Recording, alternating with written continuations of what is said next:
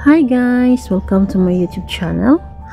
Kung baguhan ka pa lang sa aking channel, please don't forget to like, comment, share, subscribe, and don't forget to hit the notification bell para updated ka sa aking gagawin pang sunod na mga adventure or videos. So, our videos for today, medyo kakaiba siya guys kasi for the first time here in Hong Kong, for my 6 years here, ngayon ko susubukan yung ganitong klaseng adventure. Although may hilig ako sa mga ganitong adventure kasi nanonood ako ng mga haunted, yung mga abandoned mga house.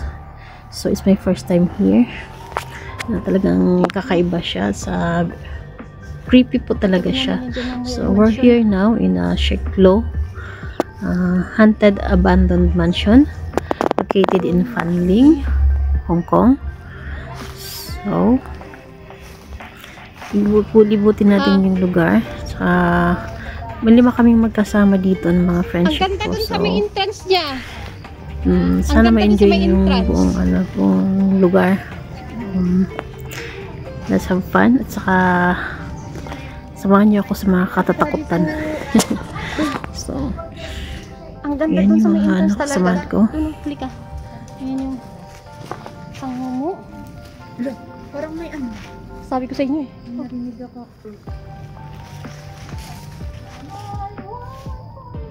Kanina ko pa nakikita itong naramdaman yung mga nakatira dito.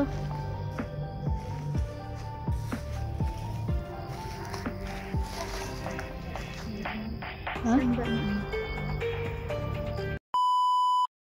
So yun na nga guys, itong lugar nga pala na ito, medyo siya, nasa gitna siya ng gubat. Although may may gate niya malapit sa kalsada, pero sarado po siya.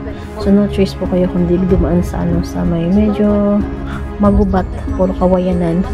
So tamtaman lang po yung layo niya, kasi lang medyo masukal. Sa unang bungad ko pa lang po talaga kakaiba na yung nararamdaman ko. Parang something talaga na creepy kasi may pagka-open third eye po kasi ako. Although hindi ko na nakikita talaga na as in naaninag or na nafe-feel ko lang sila, tsaka yung parang shadow, mga ganun nafe-feel ko, tsaka mga boses narinig ko sila. So since nung bata ako, nakakaramdam na ako ng mga something ng mga spirits, pero ako lang yung ako lang yung nakakarinig. Although noon wala talaga naniniwala sa akin. So sa akin lang yun, alam kong maramdaman ko kung anong mga kababalaghan po talaga na mayroon sa isang lugar. So pagbungad ko pa lang, nakita ko na i-feel ko na yung presensya, may mga something talagang creepy sa lugar na to. So here, mga friendship ko. So it is November 3, 2024. Katatapos lang po ng Halloween. It is Sunday. So day off namin mag-friendship. So isipan namin still continue yung Halloween. Costume kami. So ayan, mga friendship kong yan, merong si Witch, merong si Killer Bride, merong Dracula, at ako di ko alam kaya si Fairy, may bulaklak sa ulo. Yan si ako, tsaka yung si The Mask, tsaka yung isang kasama namin dyan, ayaw talaga niyang ayaw niyang mag-costume. So 6 pala kami dyan guys, including myself. So here we go, we are preparing ourselves to get inside the mansion. But first guys, ako yung nauna kasi nakagawin na yung pupunta sa isang lugar, mag-aalay ka ng kahit guys, candy or mga food para hindi kagagambalain kung ano man yung mga nakatira dyan. So nag-offer na po ako ng pagkain dyan sa may mismong gate po. Talaga akong tinapay para offerings po. Naramdaman ko talaga ang lakas ng energy sa lugar na to, as in tumatayo yung balahibo mo talaga. Tsaka yung isa nga pala ng kasama namin dyan, naramdaman din daw niya. Ayan, ganda ng makeup niya. Kanya-kanya po kaming makeup dyan. Kanya-kanya po kaming diskarte. Kanya-kanya din po kaming costume dala. Tsaka yung costume ko nga pala, hiniram ko lang dyan sa kaibigan ko. Yung white na costume suot ko. So, hiraman lang po kami. So, sa grupo, yung secret po talaga, yung hands-on po talaga siya sa mga costume na ganyan. So, nahawa lang po kami nahawa or ano lang kami sa kanya. Mga, ayan po talaga siya. Yung napaka-creepy. Kung siguro kung may may price to, panalo na si Plus sa costume niya. Siya si Dracula. Nagawa pa talaga siya ng costume na gawa sa yung black rubbish bag. So, ang galing po niya mag-portray ng character niya bilang ano yung Halloween niya, attire niya. So, although sabi niya naman din daw po niya meron diyang doppelganger, ano ba tawag yun guys? So, ganun niya. So, yan, habang piniprepare na sarili pag-explore sa loob. Ako naman, naglilibot-libot mo na. Hilig po talaga ako mangunguna sa isang lugar. Parang gusto kong harapin ko ano ba talaga yung the more na na-excite ako. Parang the more na kinikilabutan ang takot ko, the more ko naharapin. So, nagtikot mo na ako dito. So, ito nga yung abandoned mansion na nga pala ito guys. Saan yung pinaka-entrance nito? Built na po siya, I think, 100 years. So, by 1980s, inabandon na po siya ng may-aring Chinese. So, ayan yan. At saka, nababasa ko na, search ko sa Google. Talagang sinubukan pa i-revive tong bahay na to. Kaya so lang yung mga nagtatrabaho, may nafe-feel daw silang something dito. Naging creepy siya. Hindi na maituloy-tuloy, kaya naging ganito na siya. Tingnan mo yung puno ng baliti, guys. Kinain na niya yung bahay. Ang ganda pa naman sana yung struktura ng bahay, guys. So, talagang pang mayamanin. Kaso, kita mo talaga yung kalumaan at saka yung medyo, mafe-feel mo talaga yung something na creepy. So, akala ko dito sa paru-paro na to, guys. Dahon. So, paru-paro pala siya. Pala rito, kinagat yung likod ko. Tsaka nagulat ako dyan kasi ang daming gumapang sa akin mga langgam. Yung pulang langgam. Kasi pasukan sa likod ko. Ay, napasigaw ako dito. So, kinuha ko yung butterfly. Pinakawalan ko naman siya eh. Nawakan ko lang yun sa may sangat yun doon sa dabo. Nakawalan ko siya. So, yan na. We're ready na kami para mag-explore.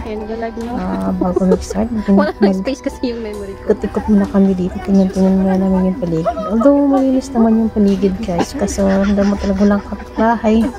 Kasi nasa gitna siya. So, may pupunta pa rin dito para tabasan yung mga damo-damo. Makita mo dyan, papasok mo dyan yung mga daming punong kawayan. Ganyan. Saka mahirap hanapin yung daan pag wala ka talagang guide na Sanay kasi sa tao. magaling maghanap ng daan. Hindi mo siya mapupuntahan. So, dito na kami papasok sa may gate. Sa may entrance. Puro naka-costume na kami. Isa lang sa amin ang ayaw mag-costume.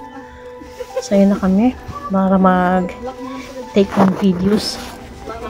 Nakatuwaan lang namin mag-friendship. Saka, na din yung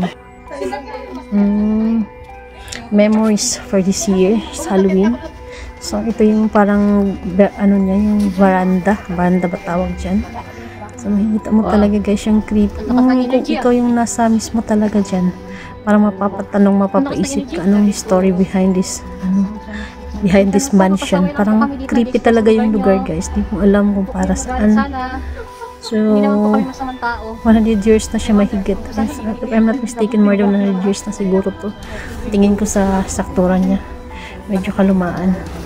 So, bibira ako palang nagpupunta dito mga vlogger. Yung mga punta dito mga vlogger tsaka to discover. Pero ikaw pag nandito ka talaga something na parang tatayuan ka talaga ng malahibo. So, yun nga sabi ko, nafe-feel ko na meron talagang nakatira dito. Although hindi ko sila nakikita, nafe-feel ko sila. Tsaka yung parang mga shadow, yung gano'n. Yung tipong natayo yung balahibo mo. Ayan, si Kulat nagpo-portray siya bilang si Dracula. Pababa, kunwari siya na hagdan. So, ganyan lang kami guys pagkadating sa mga ganitong mga adventure. So, kanya-kanyang hawak ng cellphone. Kanya-kanyang kuha. So, pinaka-videographer po talaga namin dyan si Lay. Yung isa, sila yung may mga iPhone hawak. So, pasapasahan na lang pagkatapos namin uwian. So, yun yung ganap namin. Sana panoorin yung kabuuan ng video na to. Kasi papasukin namin yan yung kaloob-looban ng walang takot. So, sa gusto mong mag-visit din po guys, nag-live ako dito sa sa episode na to. I was doing live making this video. So, for the first time in my life sa YouTube, naka 12k ako na views. Yun na yung pinaka-highest views in my entire YouTube world. Naka 12k views. So, pinatay ko nga lang kasi medyo nagluko yung live ko. So, di may paliwanag. So, pinatay ko muna.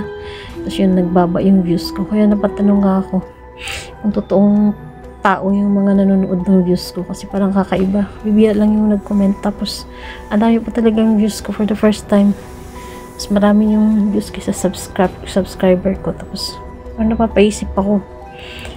So, ayun na nga po yung place. Yung lumaan na siya ng panahon. Parang kakaiba po talaga yung ambience siya dito. Parang may nasilip. So, kwento ko na nga rin pala sa inyo yung nangyari dito. Sa mga di ko makakalimutan. Kasi nag-start kami dito mag-explore o magkuha ng mga videos around 10. Tapos natapos kami mga around 1:30. O 1:30 kami natapos. Before we leave this place, I make sure talaga na yung phone ko, I have 2 phone in my hand. One for my live and one for my taking videos. So, before we leave this place, I make sure talaga na inilagay ko yung phone ko, isang phone ko sa sling bag ko, which is the one for making videos. My new phone. So, holding ko lang yung isang phone ko na for live. This is my old phone for doing live. So, sinilip ko talaga. I am very 100% sure na nasa loob ng sling bag ko yung phone ko. So, kampante ako. So, yun. Iniwan na namin yung place na to. Tapos, nakapagtanghalian na kami. At lahat. Tapos, nakauwi na kami pag, nasa MTR na kami. Naisipan ko silipin yung phone ko sa bag ko. To my surprise, wala yung phone ko sa bag ko. So, kinabahan na ako. Tapos yun, hindi ako nagpapalata sa mga friends ko. Kasi maya-maya di ko na matiis. Nagtanong ako sa kanila, baka sakali napunta sa bag nila or something. Medyo nagpanic na ako. Tapos yun, hinalungkat ko yung bag ko, tsaka pati na rin bag nila. Malayo na kami dito sa lugar na to sa mansion. So, wala talaga yung phone ko. Parang na-frustrated ako na kasi alam ko talaga na nasa loob siya ng sling bag ko eh. Sinilip ko pa siya bago umalis. So, wala kaming nagawa. Medyo hapon na rin that time. So, kung malayo na kami, kung babalikan ko man, gagabihin na ako sa delikado na masyado kasi gagabihin na ako dyan sa lugar. So, wala akong naisip. Kahit pinapakita kong masaya lang ako, yung parang walang nangyari. Pero yung utak ko, nandun sa phone ko kasi yung phone ko, 3 months pa lang yun sa akin. Binili ko siya last, before ako umuwi ng Davao, nag-vakasyon. So, nandun yung mga memories, mga pictures ko nung vacation ko nung this year. Hindi ako mapakali. Parang dinadala-dala ko ng sarili ko, pero yung utak ko talaga hanapin yung phone ko. Kasi I know talaga nasa loob siya ng bag ko. To my, surprise. Bakit wala siya sa bag ko. Lakas ng lagi dito. Tapos, ayun na nga. Wala na akong nagawa. Umuwi ako na parang pag-uwi ko nga pala sa bahay, parang I feel something different. Parang laging may nakadagan sa akin. Tapos yung ulo ko na parang mabigat na parang may, alam mo something may nakadagan. Alam mo yung ganun. Tapos, kung hindi ka mapakali, siguro sa stress na rin na pagkawala ng phone ko, kung hindi ko pa matanggap, bago pa nga lang, at saka wala akong pambili. Tsaka yung isang phone na iwan sa akin, yung lumang phone ko may basag na. So, at yung cellphone, pinakaingatan ko, yun pa yung nawala. So, hindi ako mapakali guys. Parang something talaga. At saka may creepy ako nararamdaman na parang may sumusunod sa akin. Sinusundan kami. Or ako lang pala. So, yun nga yung kinagabihan. Hindi ako nagkamali na panaginipan ko yung yung una yung matandang lalaki. Tapos, hindi siya nag-iisa. Marami sila nag-uusap-usap na. Sa panaginip din guys or Chinese sila. Hindi ko sila maintindihan. Kaya pero hindi sila makalapit sa akin. Explore lang po. Tsaka nagulat din ako kasi yung pusa ko, hindi ako nilulubayan. hanggang sa pagtulog ko nandyan sa tabi ko, parang binabantayan nila ako. Yung parang creepy. Tapos napanaginipan ko, nandun sila sa may pinto, nag-uusap. Yung, di ko alam, parang spirit sila eh. Kasi many times na ako naka-encounter ng ganyan, yung natutulog ka na, kinakausap ka ng mga spirits. Many times na ako naka-encounter ng ganyan. So alam kong yung mga spirits na yun, yung mga nakatira dito sa mansion. Isa lang matanda. Pero hindi ko na makapag-communicate sa kanila kasi Chinese yung salita nila. So, ginawa ko, kasi more on kasi pag nakaramdam na naginip ako ng ganyan, pinagdadasal ko lang sila. I believe in prayer po talaga. Tsaka, I feel naman na mababait yung mga spirits na yun. So, parang nakikipag-communicate ako sa kanila, but I give them sa prayer. So, yun, di ako mapakali nun. So, yun nga pala, yung pagkawala ng phone ko, ilang araw akong parang bigat na bigat yung paramdam ko. Para akong lalagnatin, stress, tsaka kakaisip. Ayaw ko mag-move on. So, sabi ko, pagdating ng Sunday, babalik ako sa lugar na to nang walang, walang pag-alinlangan. So, gusto ko nang mag-Sunday ulit kasi pupunta at hanapin ko talaga yung phone ko. Saka na ako mag-move on pagka nawala na yung phone ko, pag nakabalik na uli ako sa lugar na to. So, isidido na akong balikan yung lugar na to pagdating ng Sunday. So, yun guys, halos gabi-gabi napapanimipan ko siya. Tapos, yun nga, hindi ako iniwanan ng yung pusa at saka yung nandun ng bigat ng ko, parang may dumadagal sa akin. Parang may something na ganun. So, Friday na ng gabi, excited na ako mag-Sunday. Hindi pa rin araw-araw ko iniisip yung phone ko na makikita ko pa. Feel ko pa na makita. So, yun nga, napanaginipan ko naman uli yung the same na matanda. Parang, sa panaginip ko naman, parang dinadala niya ako doon back dito sa, sa place. Doon sa kahuyan, sa kawayanan, yung eksena nandoon. Tapos, parang sa panaginip ko, sundan ko lang siya yung parang ganun doon sa may gubat, sa may sundan ko lang siya. So parang siya sa akin, nagbigay siya ng hope na yung phone mo nandun pa, yung parang ganun na hindi nawala, parang iniingatan nila, parang ganun yung mensahe niya sa panaginip ko. So yun guys, naman yung nag-message yung friend ko na may surprise daw sila sa akin. Tapos yun nga, tapos nung akala ko yung surprise nila yung bang tinago lang nila yung phone ko.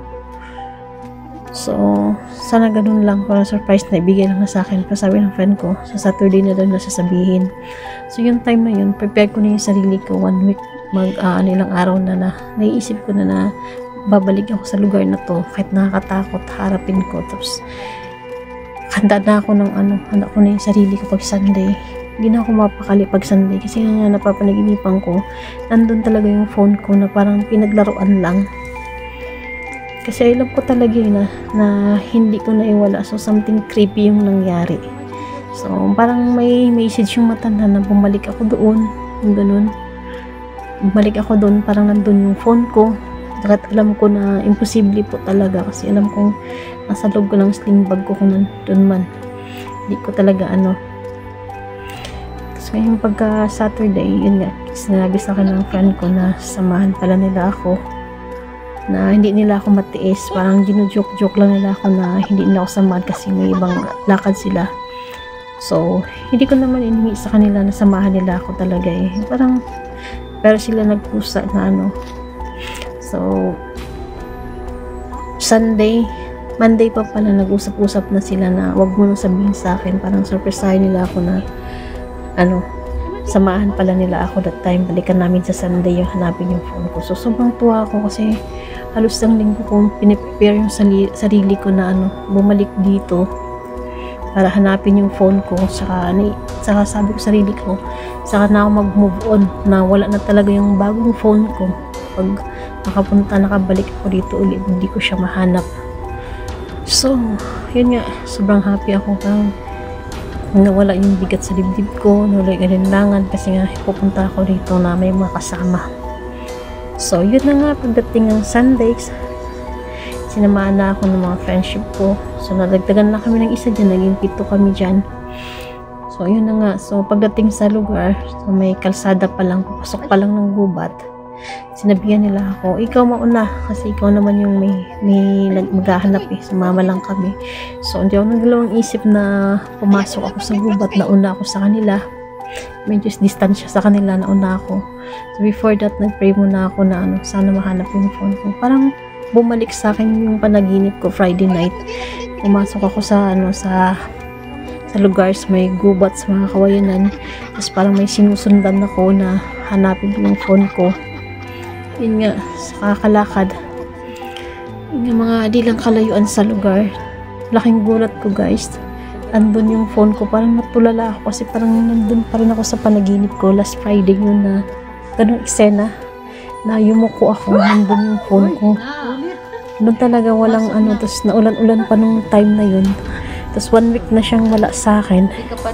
Parang ako, parang na-shock ako, parang nandun pa rin ako sa panaginip ko. Nakuha ko yung phone ko, tapos hindi siya nabasa, tsaka nakapagtaka pa, kahit 1 week na siyang wala sa akin, hindi pa rin siya lobat. Alam kong palobat na yung time na yun, yung phone ko na yun, yung last Sunday, kasi nga ginagamit ko siya nag-videos, so nag-consume ko yung battery niya. So expect ko talaga na after 1 week wala na lobat na yun. So to my surprise, yung pagpulot ko ng phone ko, hindi siya nabasa, tsaka hindi rin siya lobat, nagana pa din po siya. Parang natulala ako, kung nanaginip ba ako, parang ganun, hindi ako talaga get over. Hindi ko makuha na ng i-video, hindi ko nakuha na ng mag-live. Parang na-shock lang ako, parang nandun ako sa panaginip ko pa lang. Tapos yun na nga, tuwan-tuwa ako. Parang yung ngiti na pangiti ako, parang yung ko, parang oh my god, totoo palang lahat yung nangyari. Parang siguro something creepy talaga po yung nangyari, kung paano nalaglag dun sa lugar na yun samantalang yung phone ko na yun nasa loob ng sling bag ko na sarado, naka-zipper. Paano po siya nalaglag dun? Parang pinaglaruan lang po talaga yung phone ko na para bumalik ako doon. So yun yung nangyari, parang nagkatotoo yung panaginip ko nung masapay, parang yung matanda tsaka yung mga kaluluwa. Tapos yun, so pumunta pa rin kami dyan sa abandoned house, nag-offer ako ng food, may dala akong tinapay tsaka drinks. Yun yung pangako ko sa kanila, yung na sa panaginip na pupunta ako dyan, magdala ako ng offer. So yun nga, naglagay ako ng mga tinapay sa mga gilid ng mansion na yan, tsaka yung pinakaloob niya, pinakataas talaga niya, naka-inside yun, naglagay ako ng drinks, tsaka nag-offer na rin ako ng prayer, sana wag na akong sundan. Tsaka nag-thank you ako kasi nakabalik sa akin yung phone ko, at sa parang alam kong talagang na something na paglaruan ako, na anuhan yung phone ko, paglaruan yung phone ko. So nag-thank you ako, at yun naman, nag-pray ko sila na sana magkaroon sila ng tahimik at kapayapaan sa lugar na to, at saka na sa mga nag-explore dito, huwag nilang galawin. So ganoon lang naman. So yun na, balik na yung sigla ko sa awa ng Diyos. Pagdating ng gabi, hindi na mag-ano yung pakiramdam ko. Wala na, hindi ko na sila napanaginipan. At saka yun nga, chinek ko yung cellphone ko kung may na po talaga, nagbago dun sa cellphone ko. Tsaka siyempre, biruin mo guys, 1 week siyang nawala.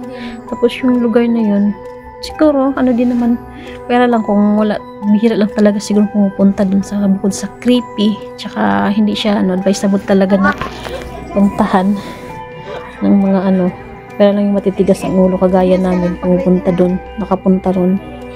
Pero yun nga, salamat ako sa nakuha ko yung phone ko, kahit parang, I do believe talaga in paranormal, na pinaglaruan lang yung phone ko. Tsaka yung pag-check ko sa phone ko, may nabago sa settings ng phone ko, nawala yung mga may nabura, something na nabura. Ay di ko na lang po i-share, basta ako na lang po yung nakakaalam. So yun, thankful ako kasi nakuha ko yung phone ko. So yan, na-enjoy naman namin yung experience, hindi ko makalimut experience po dito. Tsaka nga pala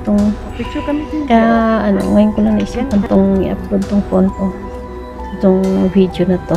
Ito nga pala yung gamit ko, yung memorable phone na nawala sa akin for 1 week na nakauwi na. So enjoy the place. sana panoorin niyo yung video hanggang dulo. Kasi papasukin po talaga namin yun yung kaluglugan. Hindi po yun yung pinaka main nga main ano yung mansion. Main na talaga yung puntahan. Mayroon pa dyan yung pinaka entrance na may terrace. Yun po talaga yung pinaka creepy na side doon. So, ayun, mafe-feel mo talaga pagpasok mo sa loob na something talaga nandyan lang sila sa paligid. Pero mababait yung mga nakatira dito, guys. Hindi naman sila yung mga parang sanay din sila sa mga tao. So, gusto lang nila ng katahimikan. So, siguro ayaw nila itong masira tong lugar na Mamaya, isla bisita mo ulit makaalis-alis yun. dito. Meron, marami ka nang kasama doon. So, panginayang lang kasi maganda yung place. So, ayun yung mga pinagagawa namin sa loob habang naka-costume. Okay na? So, yun, masaya na kami sa ganyan lang. Hindi alam mo kasi pinabawad ba? Memorable may mapanood kami for this year. So, yun lang guys. Sana panoorin nyo hanggang doon at sana ma-enjoy nyo sa exploring. Sa one of the most part po siya ng mga po talaga mga haunted mansion, mga haunted lugar dito sa sa Hong Kong. Kahit i-search nyo po sa Google, makikita nyo po itong lugar na to sa Shek Klo Haunted Mansion. So, sa loob nga pala, yun na po yung pinakaloob ng Tsaka napansin ko rin guys, dito sa dito sa mga videos ko, talagang kulang na parang may nagbura. Kasi hindi lang po ito yan. Alam ko yun kasi ako yung nagbi-video eh. Tapos ito lang po yung na-save sa phone ko. So, marami pong nawawalang mga videos while parang pinaglaruan yung phone ko, parang may binura sila. Kasi nahanap ko yung mga eksena na nandito sa loob yung papasok. Wala po siya talaga, hindi ko mahanap. Knowing na binidyohan po siya talaga that time nang pumunta kami dito. So, may nakialam ng phone ko. So, kailan pa man thankful pa rin ako. Kasi sinaulit nila yung phone ko. Tsaka, yun lang. Sa mga hilig ng ganitong adventure. So, enjoy. So, mas I do believe naman na sa mga kagayang ko na medyo open third ay nakakaramdam ng mga presensya nila. So, huwag matakot na lang. Pray. Mas makapangyarihan pa rin si Lord. Kasi anumang mga bagay. Mas makapangyarihan pa rin tayo nabubuhay kasi sa kanilang nasa kabilang buhay na. So, kung kailangan lang nila guys, kaya nakipag-communicate sila sa atin is yung prayer. Masaya na po yun sila. So, as my experience po talaga, maraming beses na ako ng ganyan, yung lumalapit sila sa akin, mga spirits. Especially nung madaling araw. So, ginagawa ko lang dahil ino-offeran ko sila ng prayer. Tsaka, dinadasalan ko na din na sana huwag nila akong guluhin. Hindi mapayapa na lang sila. So, yun, hindi naman din naman sila. So, yun lang pipray ko na sana mga good spirits lang yung mararamdaman ko. Yung mga bad, natakot din ako na. Kasi, experience ko na kasi dati guys na black lady yung gustong sumapi sa akin. Nakausap ko talaga siya. So, napag-alaman ko dun sa lugar, nakabay namin yung pala yung naging black lady. Yun yung dun sa bahay na yun na accommodation yun dati na pinatay pala yun doon. So, gusto siyang sumanib sa akin. Asawa ng Diyos, hindi naman nakasanib sa akin. So, malis na ako. Yun yung pinaka-nakatakot ko na experience sa spirits po talaga. Na yung black lady. So, marami na akong experience sa mga ganitong mga spirits. Pero, akala ko naman ako lang din yung naniniwala. So, yun sa loob po nun guys, may wasp po dyan. Yung parang malalaking, yung bubuyog. Ayan ba yan yung bahay, binahayan sa loob ng aparador. So, marami ka din makikita dyan yung mga bat. Yung mga, magtawag doon, paniki. Kaso nawala nga po dyan guys. Yung videos dyan. Marami pong videos na wala dyan guys. Konti lang po yung na-save. Di ko alam kung bakit.